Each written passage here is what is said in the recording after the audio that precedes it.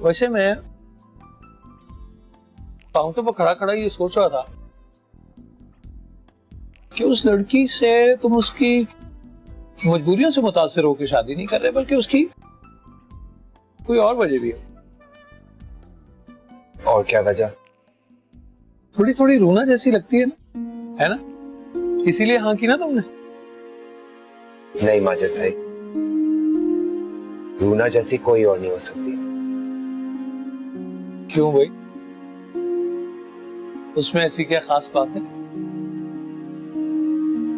पता नहीं,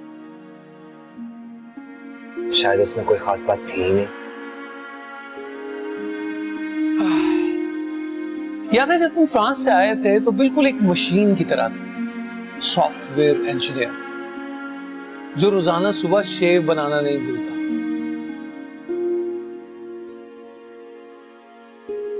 तुमने कभी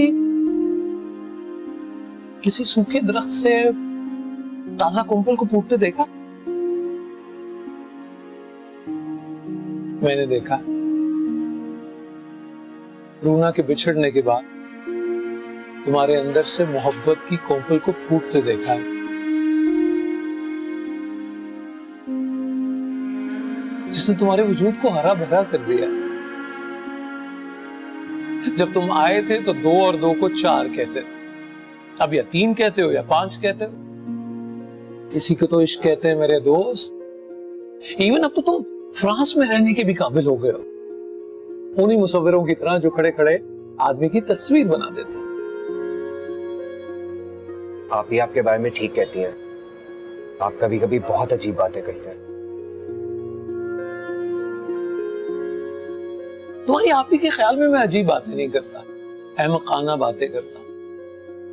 वैसे एक पते की बात बताऊं, अगर बंदे को इश्क मिल जाए ना तो मेरी तरह या तो चपड़ासी बन जाता है, और अगर ना मिले तो तुम्हारी तरह वली। माजिद भाई, आप क्या कह रहे हैं? मेरी समझ में कुछ भी नहीं आ रहा। अरे ये इश्क सबसे पहले समझ कोई तो खा जाता है मेरी जान।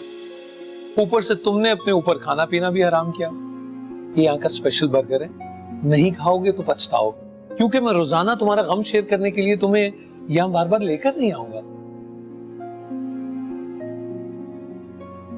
खाओ।